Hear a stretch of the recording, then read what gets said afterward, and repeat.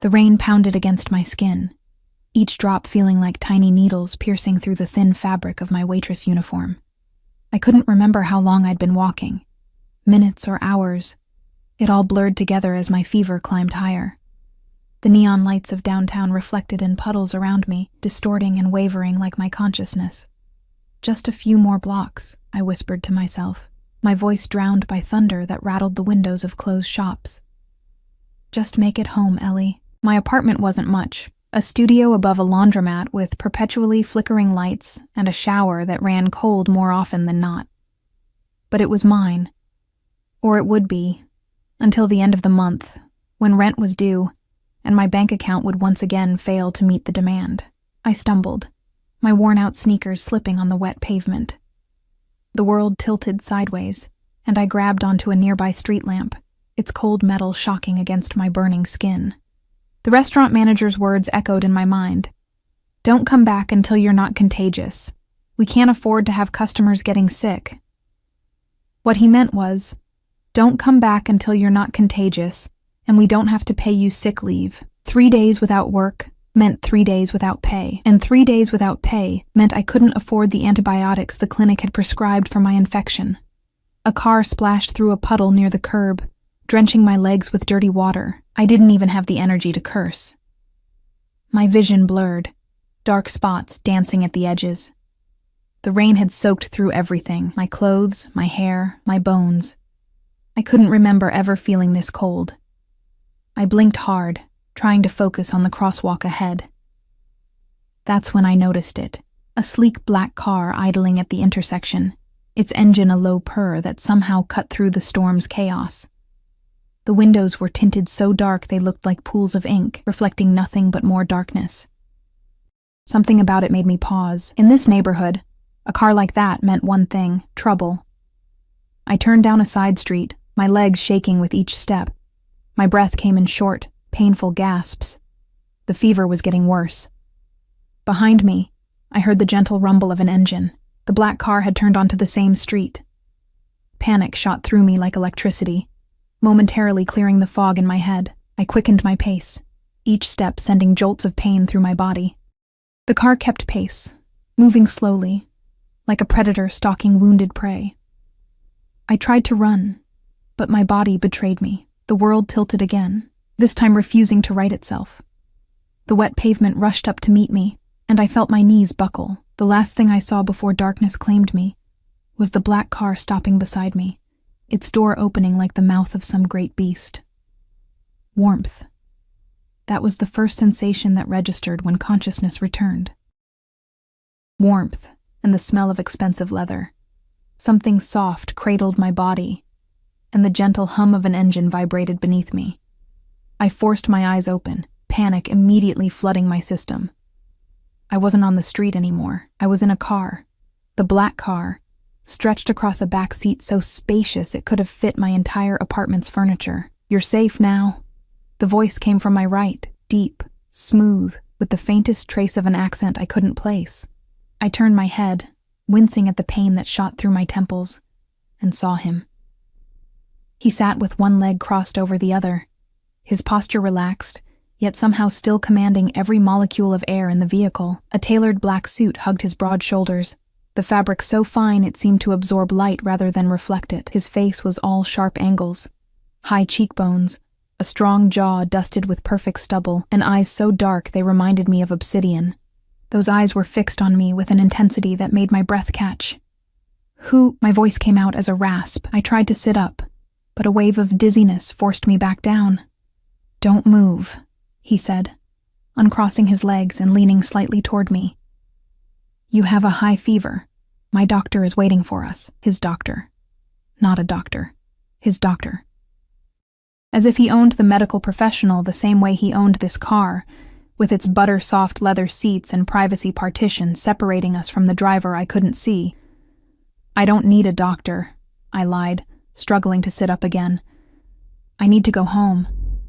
His mouth, full lips that contrasted with the hardness of his other features, curved into something that wasn't quite a smile. In this condition, you collapsed on the street. If I hadn't been there, he let the sentence hang, unfinished but clear in its implication. Fear and gratitude warred within me. "Thank you for helping me, but Ellie Morgan, 24, waitress at Bellini's, lives alone in an apartment on Westmore Street. No family in the city." He recited these facts about my life as casually as someone might read a weather report. Ice replaced the fever in my veins. "How do you know my name?" His eyes never left mine. "I make it my business to know everything that happens in my territory." Territory. Not neighborhood or district. Territory. That's when recognition clicked into place. The car, the suit, the air of authority that seemed to bend reality around him. Stories whispered by kitchen staff during late shifts at Bellini's. Warnings about certain tables, certain customers. The mysterious man who owned not just the restaurant, but half the businesses in the area. Dante Russo.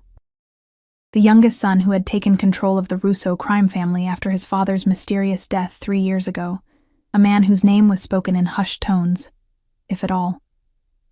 And I was alone in his car. "Mr. Russo," I whispered, the name feeling dangerous on my tongue. Something flickered in his eyes, surprise, perhaps, that I'd recognized him, or pleasure that I knew who he was. Either way, it vanished as quickly as it had appeared. "Call me Dante," he said, his voice softening a fraction. He reached out, and I flinched involuntarily. He paused, then continued more slowly, placing the back of his hand against my forehead. His skin was cool against my burning face. "Your fever is getting worse. We'll be at my home soon." "Your home?" Alarm shot through me. "No, I need to go to my apartment, please." His jaw tightened almost imperceptibly. "Your apartment has no heat, no food in the refrigerator, and is currently being watched by people who mean you harm." My mind reeled, trying to process his words through the fog of fever. People who... What? Why would anyone be watching my apartment? Instead of answering, Dante pressed a button on a console beside him. A small compartment opened, revealing a bottle of water and some pills. "Take these. They'll help with the fever until we arrive." I stared at the pills suspiciously. "I don't take things from strangers." A dark chuckle escaped him, the sound sending an unexpected shiver down my spine, one that had nothing to do with my illness. "Ellie," he said, my name sounding different in his mouth, almost like a possession.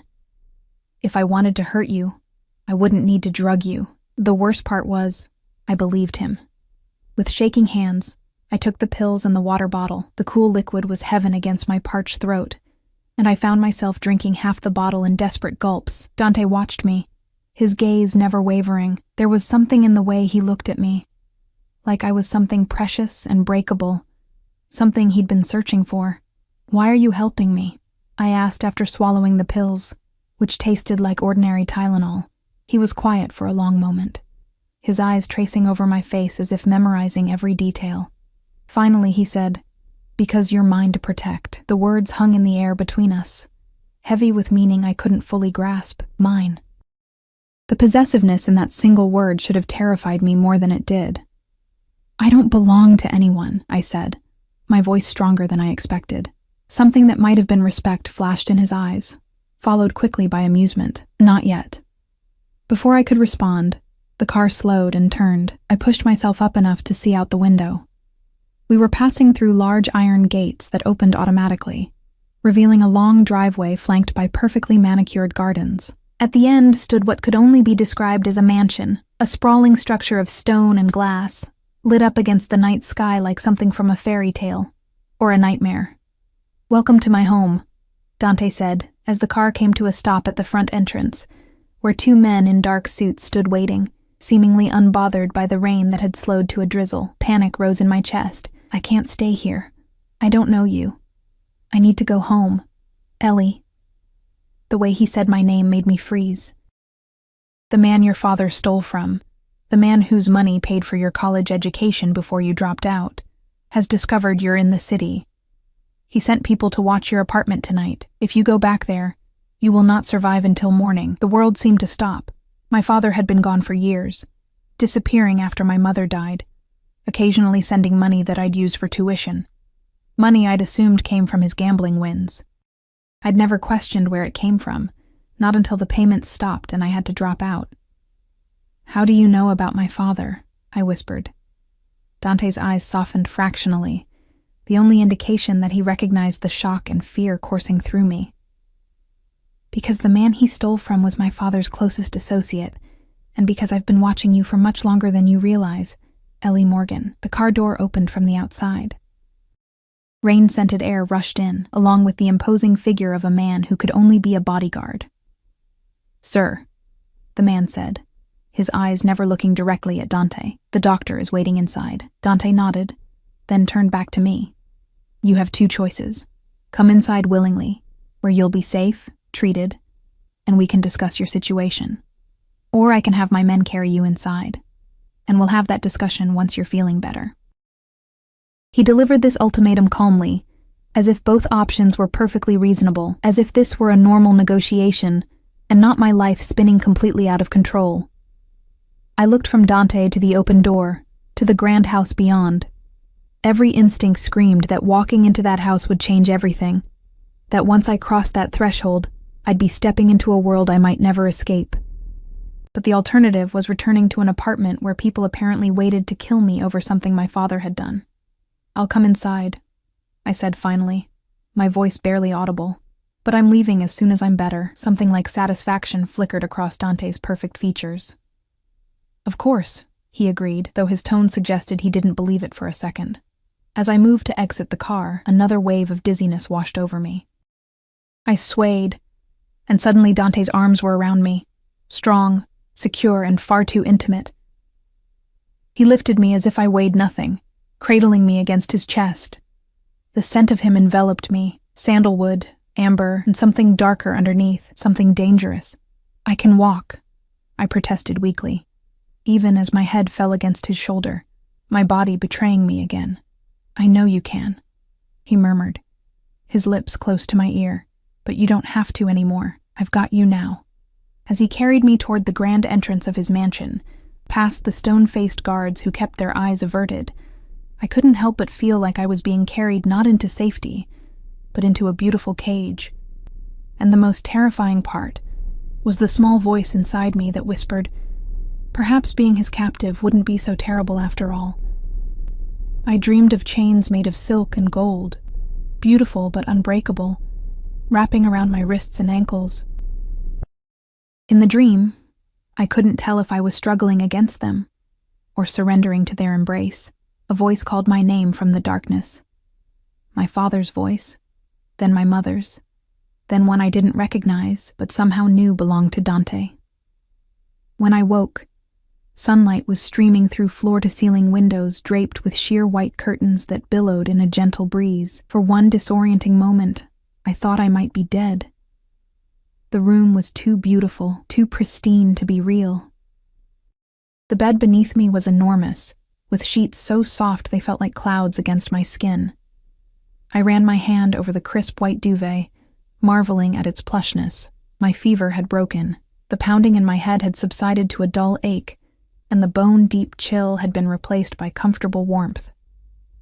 I was wearing silk pajamas that definitely weren't mine, pale blue, perfectly fitted, as if they had been made for me. The thought of someone changing my clothes while I was unconscious sent a flush of embarrassment through me. I pushed myself up to sitting position and took stock of my surroundings. The bedroom was larger than my entire apartment, decorated in shades of cream and blue. A sitting area with two elegant armchairs faced a marble fireplace. One wall was entirely glass, revealing a breathtaking view of manicured gardens, and beyond them the glittering skyline of the city. On the nightstand beside the bed sat a glass of water, 2 pills, and a handwritten note. I picked it up, surprised by the elegant, slanting handwriting.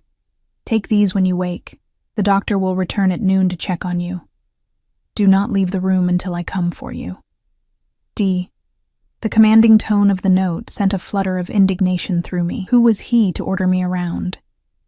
Yet even as I thought it, I found myself reaching for the pills and water, swallowing them obediently.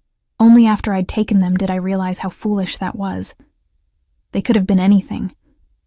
I swung my legs over the side of the bed, relieved to find my strength mostly returned. My waitress uniform was nowhere to be seen. Instead, there was a robe draped over a nearby chair, silk, like the pajamas, in a slightly darker shade of blue. I put it on and padded barefoot across the plush carpet to try the door. Locked, of course. I was a prisoner then. A very comfortable one, but a prisoner nonetheless. I returned to the windows, which opened onto a small balcony. Stepping outside, I was immediately struck by the contrast between this place and my life. From here, I could see perfectly trimmed hedges, a large swimming pool with water so blue it hurt to look at, and gardens bursting with colorful flowers. Several men in dark suits patrolled the grounds, their stances alert and watchful. Guards, or perhaps more accurately, soldiers. Looking at the drop from the balcony to the ground below, I estimated it to be about 20 feet, not survivable without serious injury. Even if I could somehow make it down, those guards would spot me instantly. I went back inside, frustration building in my chest. What did Dante want with me? What had my father done that was so terrible it had put me in danger years later? The room had another door, which opened into a luxurious bathroom with a shower big enough for 5 people and a soaking tub that looked like it belonged in a spa. I stared at my reflection in the enormous mirror. My face was pale, but no longer feverish, my brown hair tangled and falling past my shoulders. My eyes, usually a dull gray, seemed brighter somehow, more alert. I looked healthier than I had in months, despite everything. I decided to shower, if only to give myself time to think. The hot water felt incredible on my skin, washing away the last vestiges of my illness. I used the expensive-looking products lined up neatly on a shelf. Shampoo that smelled of vanilla and jasmine. Body wash that left my skin feeling like silk. When I emerged, wrapped in a towel, I found that the bedroom door was now open. And Dante was there, sitting in one of the armchairs by the fireplace. I froze, one hand clutching the towel more tightly around me. He looked even more imposing in daylight. His dark hair was immaculately styled, his jaw freshly shaven. He wore another perfectly tailored suit, this one navy blue, with a crisp white shirt open at the collar. He was reading something on a tablet, his long fingers occasionally swiping across the screen. He looked up as I entered, his dark eyes taking in every inch of me. I felt naked despite the towel, exposed in a way that went beyond physical. "You're feeling better?" he said. It wasn't a question. I nodded, acutely aware of the water droplets trailing down my neck and shoulders. "Yes. Thank you for helping me." His eyes lingered on a droplet making its way toward my collarbone. "Get dressed. There are clothes in the closet. Then we'll talk." With that, he returned his attention to the tablet, dismissing me as casually as if I were a servant. Anger flared in my chest, hot and sudden. "You know, most kidnappers aren't so rude to their victims." His head snapped up, eyes narrowing. For an instant, I saw something dangerous flash across his face, a reminder that beneath the polished exterior was a man accustomed to violence. "Kidnapper?" He set the tablet aside and stood, his movements fluid and controlled. "Is that what you think this is?" He took a step toward me, and I instinctively backed away. My retreat seemed to displease him. His jaw tightened. "I saved your life," he said, his voice low and measured. "If I hadn't been watching you, you would have died on that street, either from your fever or from the men who were following you. And now I'm locked in a room in your house, wearing clothes that aren't mine, being told what to do." I raised my chin, refusing to be intimidated despite the hammering of my heart. "What would you call it?" A smile curved his lips, though it didn't reach his eyes. "Protection." "I didn't ask for your protection." "You didn't have to." He moved closer, and this time I held my ground. Some things are inevitable, Ellie. Some connections can't be ignored or denied. We were less than a foot apart now. I could smell his cologne, that same intoxicating blend of sandalwood and amber, and something else that was just him. Up close, I could see that his eyes weren't solid black as I'd first thought, but a very dark brown with flecks of gold near the pupil. "What connection?" I asked, my voice embarrassingly breathless. "I don't know you. Until yesterday, I didn't even know you knew I existed." "I've known about you for 2 years," he said, the casual admission stunning me into silence. "Since the day you started working at Bellini's?" Since the day I realized who you were. And who am I? The question came out as barely more than a whisper. He raised a hand, and I flinched, expecting, I wasn't sure what, but all he did was brush a wet strand of hair back from my face, his fingers lingering against my cheek. You're the daughter of the man who betrayed my father and stole millions from our family. His touch was gentle, at odds with his words. You're the woman who's been using that stolen money while living like a pauper. And you're the only leverage I have to draw your father out of hiding. The floor seemed to drop from beneath my feet. Leverage, I repeated numbly. His hand fell away from my face. Get dressed. There's much to discuss. He turned and walked to the door, pausing at the threshold. The closet is through there, he said, nodding toward another door I hadn't noticed. Everything should fit. I'll have breakfast sent up. Join me on the terrace in 30 minutes. Then he was gone, the door closing behind him with a soft click. This time, I heard no lock engage, but I knew I was no less trapped than before. I moved woodenly to the closet door, my mind reeling. My father had stolen from the Russo family. The money he'd sent me for college, money I'd used without question, had been stolen from dangerous criminals. The closet was a room unto itself, larger than my bedroom at home. Racks of clothing lined the walls, dresses, blouses, skirts, jeans, all still with tags attached. A quick glance confirmed my suspicion. Everything was exactly my size. A chill ran through me that had nothing to do with my damp skin. How long had Dante been planning this? How much did he know about me? I chose the simplest outfit I could find. Jeans, a soft gray sweater, and ankle boots. Everything fit perfectly, of course. I found underwear and bras still in packaging in a drawer, again, exactly my size. The intimacy of it made me shudder. As promised, when I emerged from the closet, I found a tray of food waiting on a small table by the window. Fresh fruit, pastries, yogurt, coffee. My stomach growled at the sight, reminding me I hadn't eaten a proper meal in days. I ate quickly, trying to gather my thoughts. If Dante was telling the truth, if my father had stolen from his family and people were after me because of it, then leaving might actually be more dangerous than staying. But remaining here meant placing myself at the mercy of a man who saw me as nothing more than a means to an end.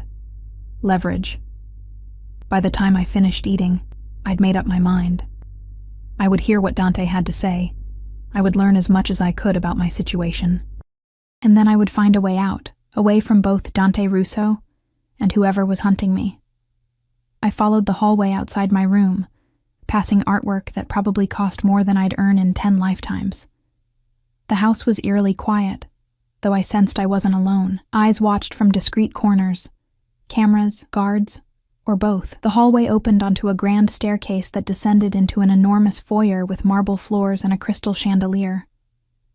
I made my way down, my footsteps echoing in the vast space. A uniformed maid appeared, seemingly from nowhere. "Miss Morgan," she said, her expression carefully blank. "Mr. Russo is waiting for you on the East Terrace. Please follow me."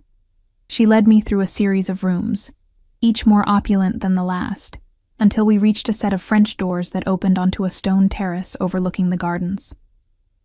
Dante sat at a glass table, reading a newspaper, a cup of coffee in front of him. He looked up as I approached, his eyes taking in the outfit I'd chosen.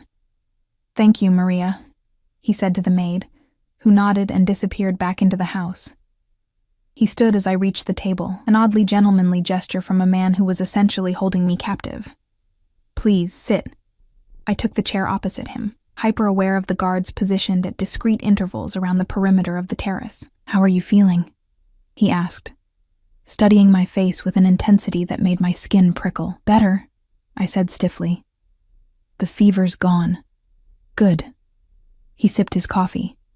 Dr. Mendez said it was a severe infection. If left untreated much longer, it could have developed into pneumonia. I didn't know how to respond to his concern, so I changed the subject. "You said my father stole from your family."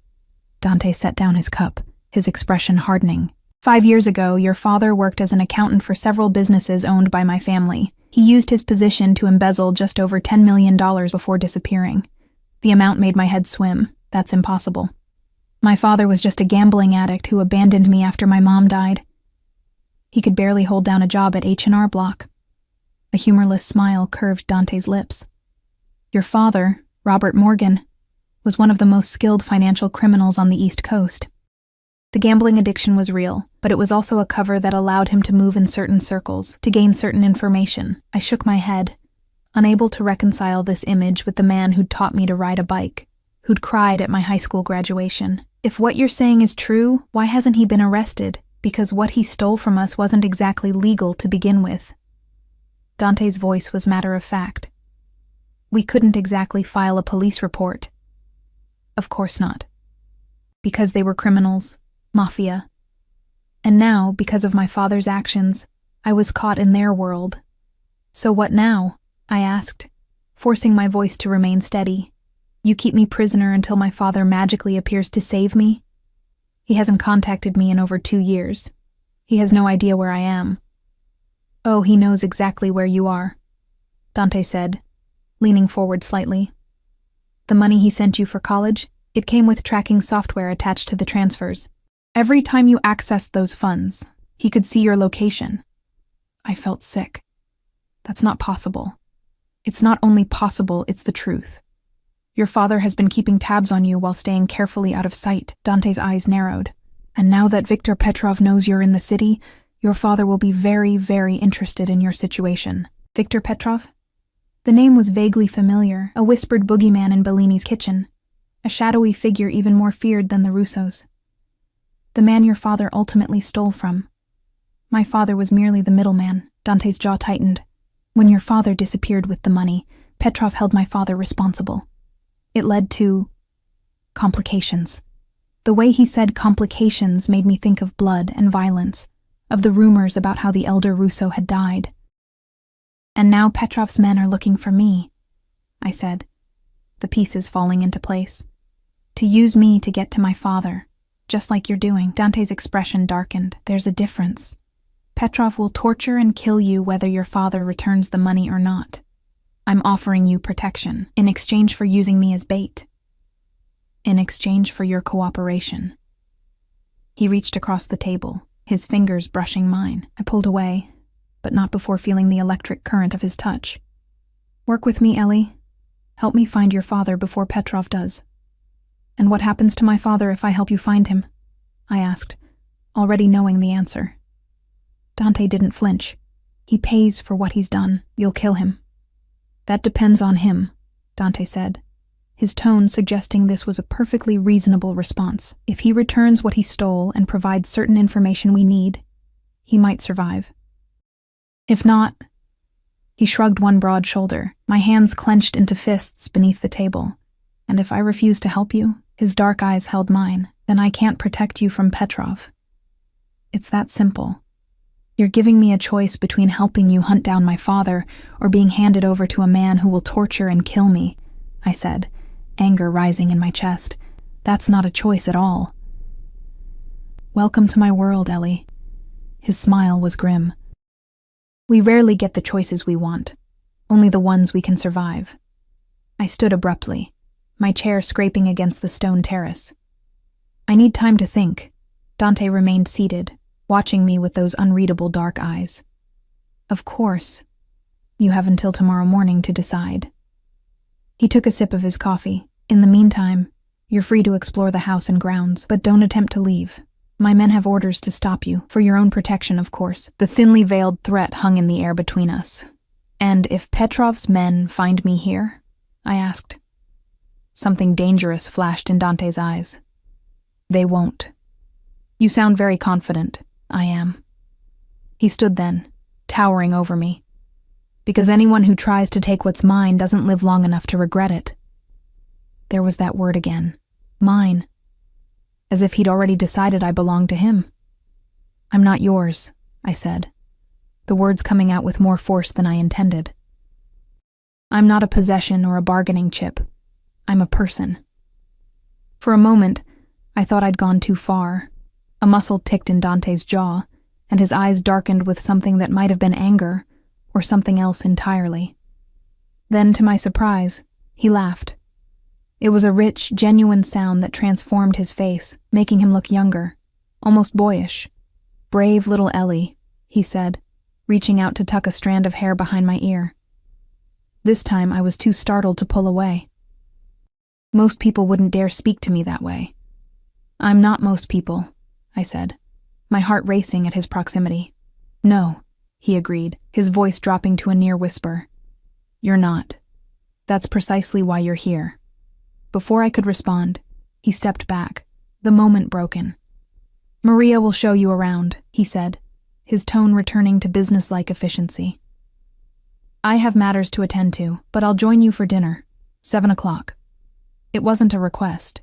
As if on cue, the maid appeared at the terrace doors. Dante nodded to her, then to me, and strode past us into the house, leaving me with more questions than answers, and a growing sense that I was sinking deeper into a world from which there might be no escape. Maria turned out to be more than just a maid. As she guided me through the sprawling mansion, I realized she was Dante's head of household staff, a position that clearly commanded respect from the other employees we encountered. They all nodded deferentially as we passed, their eyes carefully avoiding direct contact with either of us. Mr. Russo has instructed me to show you anything you wish to see within the house and immediate grounds, she explained in a crisp, professional tone. Her accent was faintly Eastern European, her English flawless. The east and west wings are primarily for business and are restricted, as is the basement level.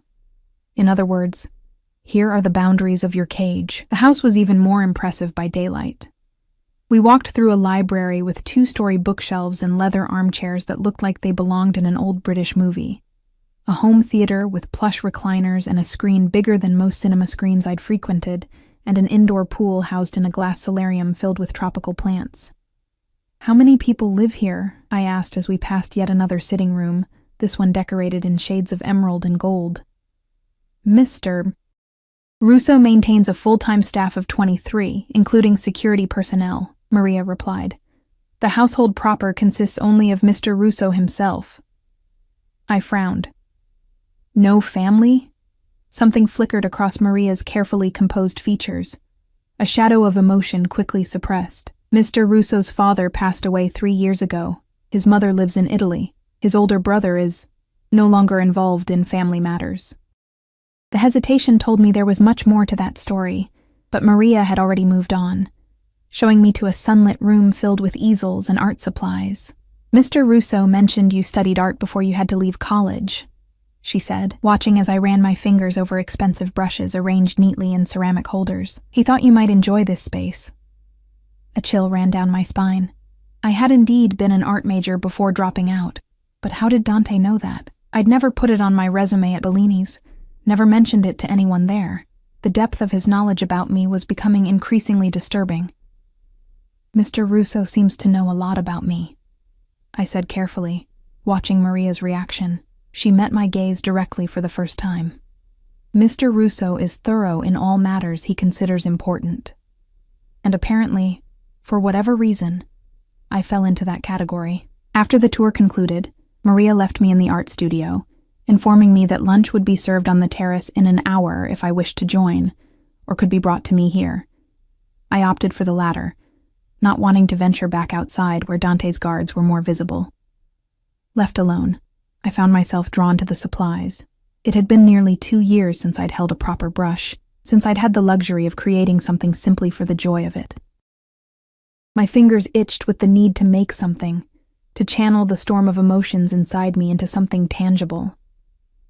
I selected a canvas, arranged paints on a palette, and began to work.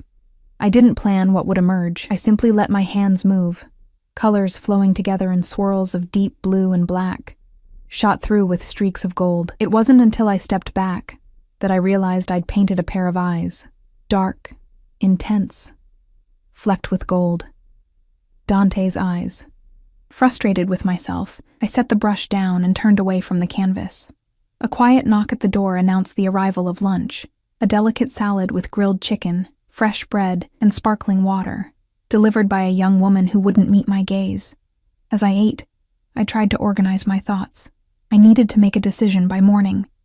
Help Dante find my father, or face Petrov on my own. Neither option was acceptable, which meant I needed a third choice. Escape. But how? The house was guarded, the grounds patrolled, I had no money, no phone, no identification. Even if I managed to get past the security, where would I go? My apartment wasn't safe. I had no close friends in the city, no family to turn to. After lunch, I returned to exploring the house on my own, this time with an eye toward possible exits.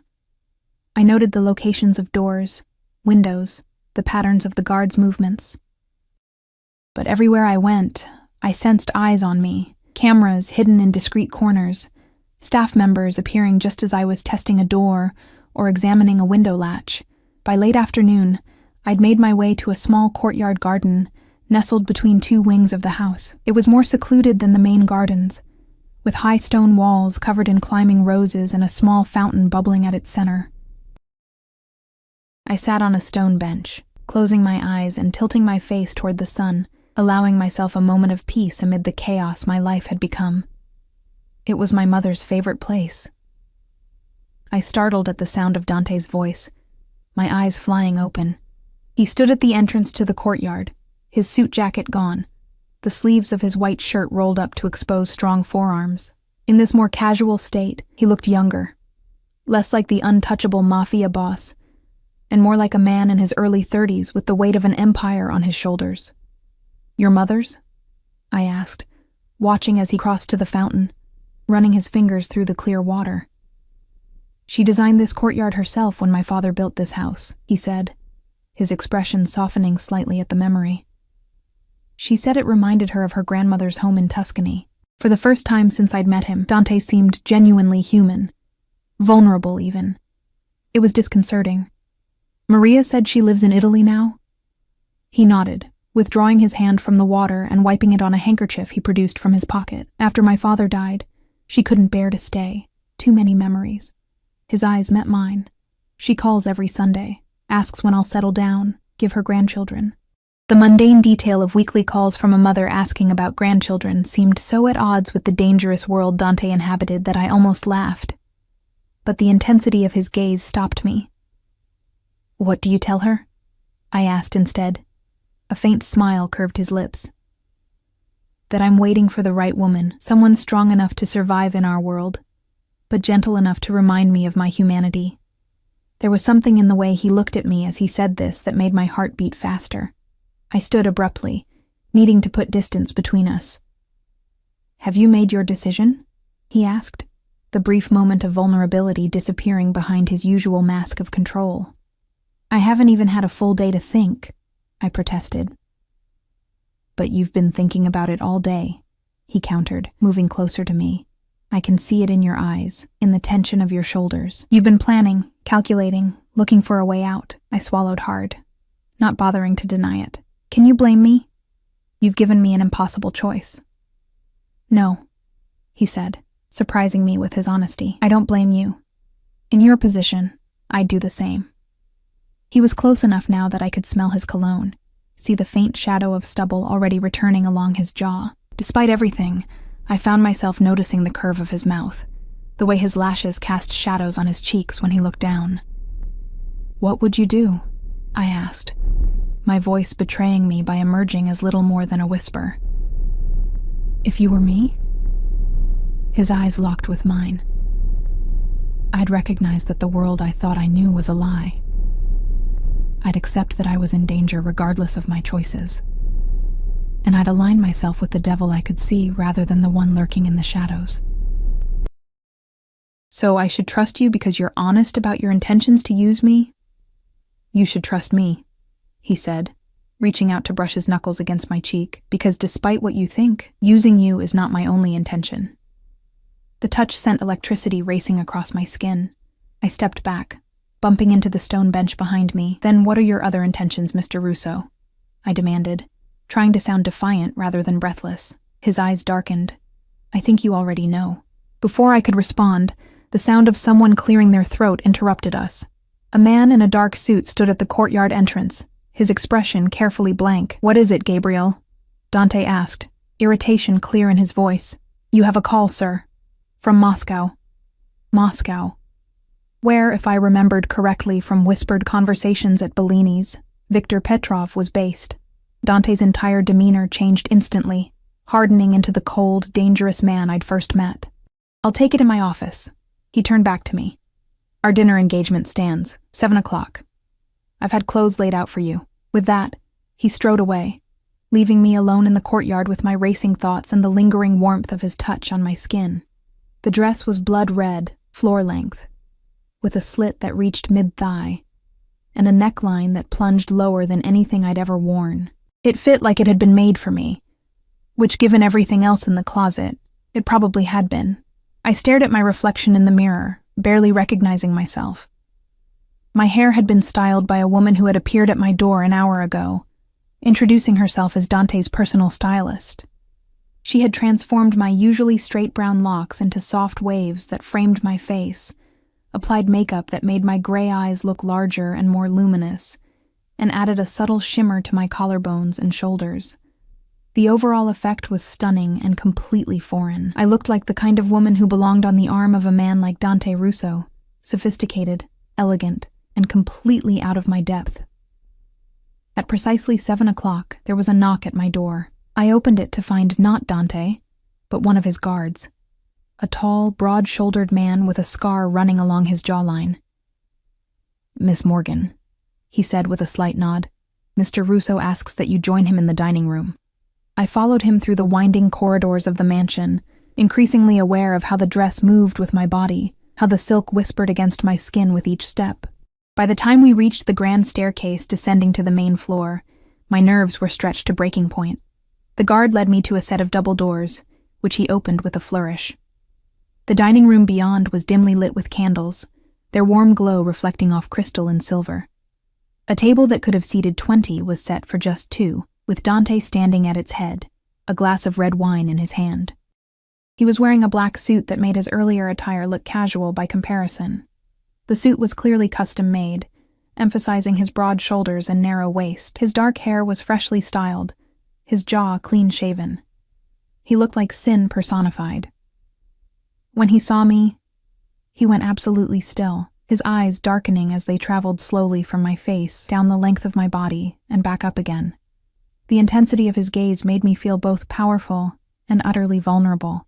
"Ellie," he said, his voice deeper than usual, "you look breathtaking." Despite everything, I felt a flush of pleasure at the genuine appreciation in his eyes. "Thank you," I said, suddenly shy. "Your stylist is very talented." "The dress merely complements what was already there," he said, setting down his wine and crossing to me. He took my hand, raising it to his lips in an old-world gesture that should have seemed ridiculous but somehow didn't. Beautiful in every way, he guided me to my seat, his hand at the small of my back sending tingles up my spine. As he held my chair, I caught a glimpse of something on the inside of his wrist, a small tattoo, some kind of symbol partially hidden by his sleeve. Once I was seated, Dante returned to his place at the head of the table, close enough that I could see the faint lines at the corners of his eyes when he smiled. "Wine?" he offered, gesturing to a bottle in an ice bucket beside the table. I nodded, watching as he poured a rich red liquid into my glass. "Is this where you tell me your plans for my father?" His smile didn't falter, but something in his eyes hardened slightly. "No, Ellie. This is where I get to know the woman behind the file I've studied for 2 years. The woman who worked 3 jobs to stay in school until the money ran out. The woman who paints with her emotions rather than her eyes." He raised his glass in a toast. "This is where I learn who you really are." I reluctantly touched my glass to his, the crystal making a delicate ringing sound. "And why would that matter to you?" He took a sip of his wine, watching me over the rim of his glass. "Because as I told you earlier, using you as leverage is not my only intention." "Then what is?" Dante leaned forward slightly, his eyes never leaving mine. "To make you mine in every way that matters." I nearly choked on my wine. "Excuse me?" Dante watched me with those penetrating eyes, seemingly amused by my reaction. "You're surprised," he stated rather than asked. Words failed me. Baffled, horrified, intrigued. All of these emotions swirled together into a confusing mess I couldn't begin to untangle. "You want to use me to get to my father. You've made that clear." "Yes," he admitted without a trace of shame, "but that's business. This..." He gestured between us, is something else entirely. A server appeared silently beside us, placing the first course in front of each of us, something delicate involving scallops and microgreens. I stared at it, buying time to compose myself. "Let me understand," I said finally, looking up at him. "You've been watching me for 2 years because of what my father did. You waited until I was sick and vulnerable to bring me here. You've threatened to hand me over to a man who would torture and kill me if I don't help you. And now you're saying you want, what, exactly? A relationship?" His jaw tightened slightly. "When you put it that way, it does sound rather problematic." "Problematic?" I set down my fork with a clatter. "It's insane." "Perhaps," he conceded, taking a sip of his wine. "But then, most powerful emotions are somewhat insane, wouldn't you agree?" I stared at him, trying to see past the confident exterior to whatever lay beneath. Was this all part of his manipulation? A way to ensure my cooperation by confusing me, making me feel special? "Why me?" I asked finally. "If this isn't just about my father, why have you been watching me for 2 years? There must be dozens of beautiful, sophisticated women who would be thrilled to be with someone like you." "Someone like me," he repeated, a edge entering his voice. "You mean a criminal, a monster?" "I mean a powerful, wealthy man," I countered, though we both knew the other descriptions fit as well. Dante set down his glass and leaned forward, his gaze so intense I had to resist the urge to look away. "The first time I saw you, you were serving tables at Bellini's. A customer, a drunk stockbroker with wandering hands, grabbed you as you passed. Do you remember what you did?" I did remember. It had been my 3rd week on the job, and the man had groped me as I tried to serve his table. I dumped a glass of red wine in his lap and told him if he touched me again, the next thing in his lap would be a steak knife. A smile tugged at the corner of Dante's mouth. "You stood there, all 5'4" of you, facing down a man twice your size with such fierce dignity that everyone in the restaurant went silent. The manager came rushing over, ready to fire you on the spot, until I signaled to him to leave it alone. I hadn't known that last part. I'd always wondered why I hadn't been fired that night. I was simply defending myself," I said quietly. "With courage and fire," Dante agreed. "That night I had you investigated. I wanted to know who you were, this waitress with the spirit of a lioness. When I discovered your connection to Robert Morgan, I was intrigued. So you've been watching me because my father stole from your family and because I stood up to a handsy customer?" I shook my head, unconvinced. "That's not enough to explain this." I gestured at the candlelit dinner, the dress, everything. "No," he agreed. "It's not."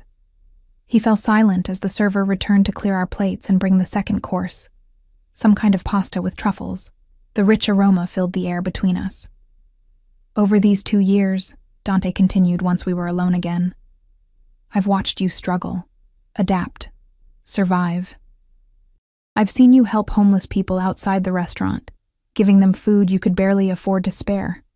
I've seen you stay up all night to finish a painting, then go straight to your first shift without complaint. I've seen your strength, your compassion, your fire." The intensity of his gaze made me uncomfortable. The idea that he'd been watching me so closely for so long was both terrifying and, in some strange way, flattering. "So you admire my character," I said carefully. "That still doesn't explain why you'd want someone like me. Someone like you," he echoed, throwing my words back at me. "You mean someone honest, loyal, and kind? Someone who creates beauty even when surrounded by ugliness?" He took a sip of his wine. "You're right. Why would a man like me want those qualities in his life?" The sarcasm wasn't lost on me. "You know what I mean. I'm a waitress with no money, no connections, no status. I'm no one." "You're not no one to me," he said, his voice dropping to a near whisper. Something in his tone made my heart skip a beat. I forced myself to remember the situation, that I was essentially his prisoner, that he was using me to get to my father, that his world was one of violence and crime. "Even if what you're saying is true," I said, choosing my words carefully, "it doesn't change the fact that you're holding me here against my will. That's not exactly the foundation for whatever it is you're suggesting." Dante was quiet for a long moment, his expression unreadable. "You're right," he said finally, surprising me. "The circumstances are far from ideal. But sometimes, Ellie, life doesn't give us perfect beginnings. Sometimes we have to create something beautiful from chaos." Before I could respond, a commotion sounded from somewhere beyond the dining room. Raised voices, the sound of hurried footsteps. Dante's posture changed instantly, tension radiating from him as he turned toward the door. It burst open to reveal the man called Gabriel, his usually impassive face tight with urgency. "Sir, we have a situation."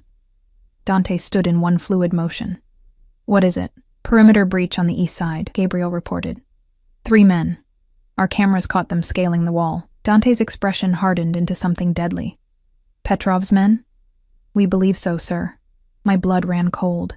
Petrov, the man Dante had said would torture and kill me. His men were here, at the mansion. Dante turned to me, his eyes dark with a rage I hadn't seen before. "Go with Gabriel. He'll take you to the safe room." To Gabriel, he added, "No one gets to her. No one."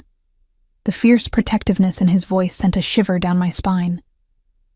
Gabriel moved to my side, his hand on my elbow, already guiding me toward the door. I resisted, turning back to Dante. "What are you going to do?" I asked, hating the tremor in my voice. Something dangerous flashed across his face. "I'm going to make it very clear what happens to anyone who tries to take what's mine." There it was again, that possessive claim. But this time, with danger literally at the gates, I couldn't find it in myself to object. Gabriel tugged at my arm, more insistently this time. "Miss Morgan, we need to go. Now." I let him lead me from the dining room, casting one last glance at Dante, who was already speaking rapid-fire instructions into a phone. The elegant, almost charming man from dinner had vanished, replaced by something much more dangerous. Gabriel hurried me through a series of corridors I hadn't seen before, eventually leading to a heavy door hidden behind a bookcase in what appeared to be a study. The room beyond was small but well-appointed, with a comfortable sofa, a television, and a compact kitchenette. A security panel on one wall displayed feeds from various cameras around the property. "You'll be safe here," Gabriel said, checking the locks on the door. "The walls are reinforced. No one gets in without the code. What's happening out there?" I moved to the security panel, scanning the different camera feeds. Most showed empty hallways or gardens, but one captured a group of Dante's men moving in formation across the lawn, weapons drawn. "Petrov's men are testing our defenses," Gabriel said grimly. "They must have discovered you're here." A chill ran down my spine. "How?" "I've only been here a day." Gabriel's expression was grim. "We believe there may be a leak. Someone who informed Petrov of your presence." In Dante's organization? The idea that someone close to Dante had betrayed him made the situation even more terrifying. If Dante's own people couldn't be trusted, how could he protect me? "We'll find the traitor," Gabriel said, his hand resting on the gun holstered at his side. "Mr. Russo doesn't tolerate betrayal." I believed that. I'd seen the look in Dante's eyes when he learned of the breach. Cold, deadly determination. For all his talk of wanting me, of admiring my character, he was still a man accustomed to violence, a man who had likely killed before and would kill again. Yet somehow, that knowledge didn't frighten me as much as it should have. Not when that violence was being directed at people who meant me harm. "Will Dante be okay?" I asked, surprising myself with how much I cared about the answer. Gabriel's expression softened slightly. "Mr. Russo can take care of himself. His concern right now is your safety." As if on cue, one of the security feeds showed Dante striding across the main foyer, surrounded by armed men. He had removed his suit jacket and rolled up his sleeves, revealing not just the tattoo I'd glimpsed earlier, but a full sleeve of intricate designs. In his hand was a gun, held with the confidence of someone intimately familiar with its use. Even through the grainy security footage, the power and danger emanating from him was palpable. This was the real Dante Russo. Not the charming dinner companion or the vulnerable man in his mother's garden, but the head of a criminal empire, a man to be feared. And despite everything, despite knowing exactly what he was, I couldn't take my eyes off him. "He cares for you," Gabriel said quietly, watching me watch Dante on the monitor. I haven't seen him like this about anyone before. I turned to face him, startled by the personal observation from someone who had seemed completely professional until now. "You've worked for him a long time?" Gabriel nodded. "Since we were boys. Our fathers worked together, and when they died, we continued the tradition." "So you're not just his employee, you're his friend," I realized. "I'm whatever he needs me to be," Gabriel replied, his loyalty evident in every word. "Guard, advisor, friend, as is everyone in his inner circle." He gave me a pointed look. "We protect our own. Our own." The implication was clear. In Dante's mind, at least, I was already counted among that number. Before I could respond, the security panel beeped. One of the exterior cameras showed 3 men being forced to their knees in the garden, Dante standing before them, his gun pointed casually at the ground by his side. Though there was no audio, the message was clear. These were the intruders, captured alive. "He'll want to question them," Gabriel explained, his tone matter-of-fact. "Find out how they knew you were here, what Petrov's plans are." I swallowed hard, not wanting to think about what that questioning might entail. "And then?" Gabriel's eyes met mine, unflinching. "And then he'll make an example of them." I remained in the safe room for what felt like hours, watching the security feeds with growing anxiety. The cameras showed Dante's men moving through the house and grounds with military precision, searching for any additional intruders. The 3 captured men had been taken somewhere off-camera, to be questioned, as Gabriel had said.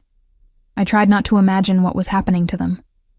Gabriel stayed with me, occasionally receiving updates through an earpiece he wore. His expression gave nothing away, but the tension in his shoulders told me the situation was far from resolved. "Why would Petrov send only 3 men?" I asked, breaking the silence that had stretched between us. "If he knew I was here, why not send a larger force?" Gabriel considered this. "Reconnaissance, most likely. They weren't expecting to extract you. Just to confirm your location and assess our security. For a larger attack later," I concluded, my stomach dropping. He nodded grimly. "Petrov is methodical. He doesn't act without information, so what happens now?" I hugged my arms around myself, suddenly aware of how exposed I felt in the red dress, how unprepared I was for the dangerous reality of Dante's world. "Now we prepare," Gabriel said simply. "Mr. Russo won't let them get to you." The conviction in his voice was oddly reassuring, though I wasn't sure why I should feel comforted by the idea of Dante's protection. After all, he was using me too, just in a different way than Petrov would. Yet I couldn't deny the difference. Dante had saved me from the rain, had his doctor treat my infection, had offered me safety and comfort, even if it came with golden chains. He wanted something from me, yes, but he'd also shown glimpses of genuine care, of something more complex than mere calculation. A flicker of movement on one of the monitors caught my attention. Dante was walking down a hallway, alone now, his white shirt splattered with what could only be blood. My breath caught in my throat. Gabriel noticed my reaction. "It's not his," he said quietly. I wasn't sure if that was meant to be reassuring. The security panel beeped, and Gabriel moved to check a small screen next to the door. Nodding to himself, he entered a code, and the heavy door swung open to reveal Dante. He'd changed his shirt, but couldn't hide the tension in his jaw, or the cold fury still simmering in his eyes. Those eyes found mine immediately, scanning me from head to toe as if assuring himself I was unharmed. "Are you all right?" he asked, his voice rough around the edges. I nodded, not trusting myself to speak. He turned to Gabriel.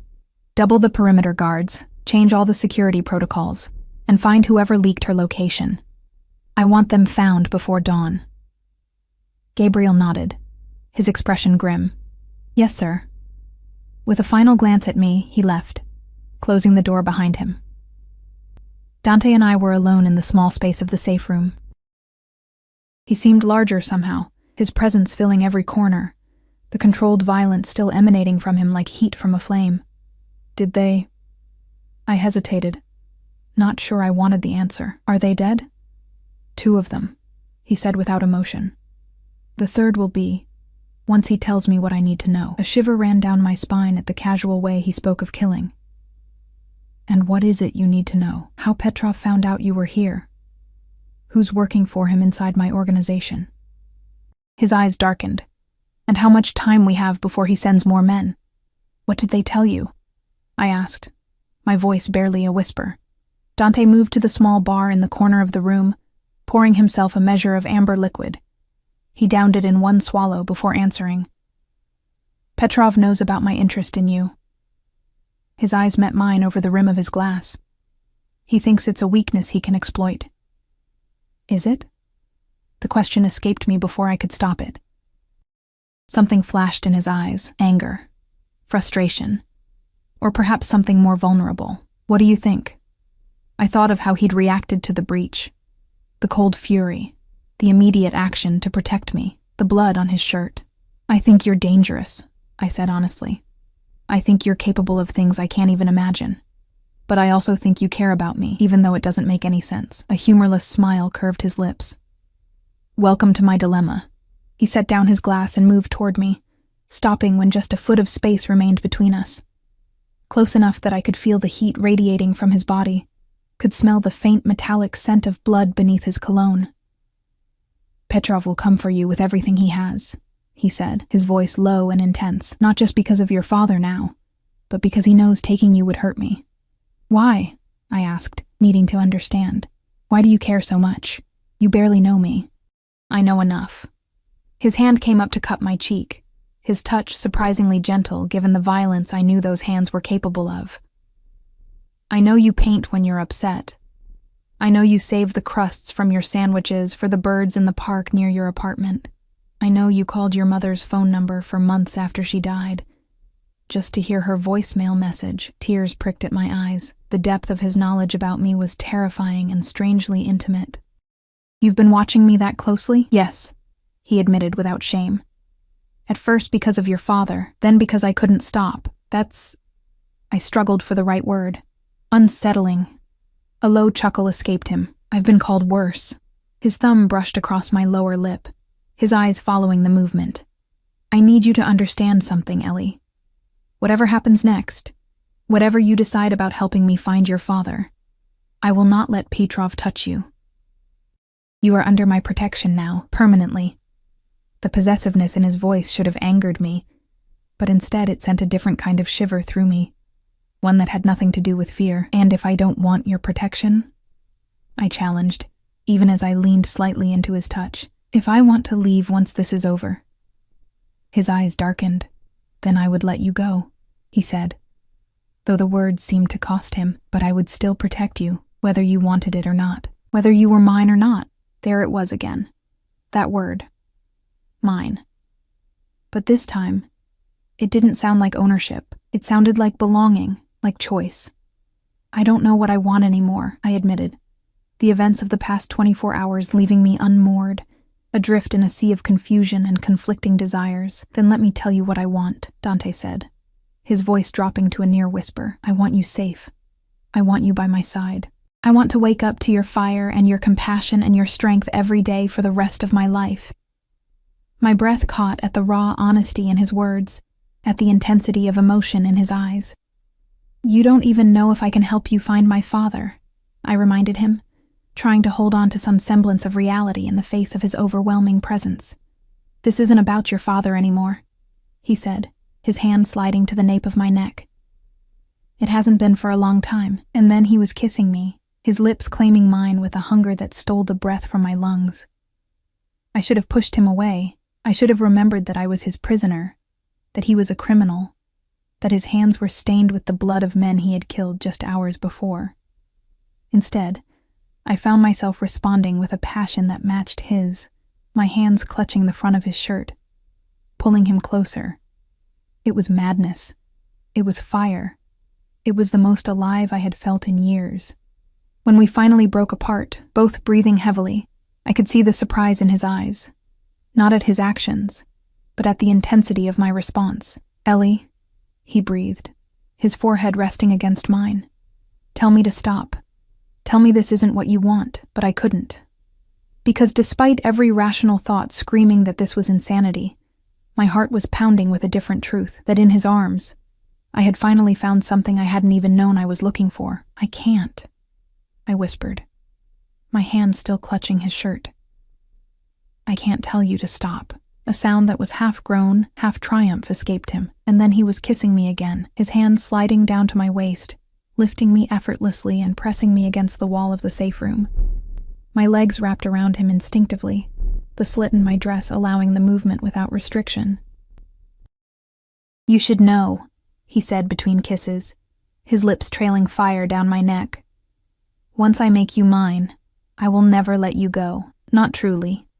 The warning in his words penetrated the haze of desire. I placed my hands on his chest, pushing back slightly to look into his eyes. I need to know something first, I said, my voice unsteady. My father. What will happen to him if we find him? Dante's expression darkened, but he didn't look away. The truth? I nodded, bracing myself. If he returns what he stole and gives us the information we need about Petrov's operations, he lives, Dante said, his voice hardening. If he refuses, he didn't need to finish the sentence. I understood the implication perfectly. And you expect me to help you, knowing that? I asked, my hands dropping from his chest. Dante set me down gently, but didn't move away, keeping me trapped between his body and the wall. I expect you to make your own choice, Ellie, knowing all the facts. Knowing who I am, knowing what's at stake. I closed my eyes, trying to think past the pounding of my heart and the lingering taste of him on my lips. My father had abandoned me years ago, had stolen millions of dollars, had put me in danger without a thought for my safety. He wasn't the man I had believed him to be. And Dante, for all his darkness, had shown me more care and honesty in one day than my father had in years. If I help you, I said slowly, opening my eyes to meet his gaze, I want your word that you'll at least try to bring him in alive, that killing him will be the last resort, not the first. Something like respect flashed in his eyes. You have my word. And afterward, I continued, needing to establish this before I lost myself in him again.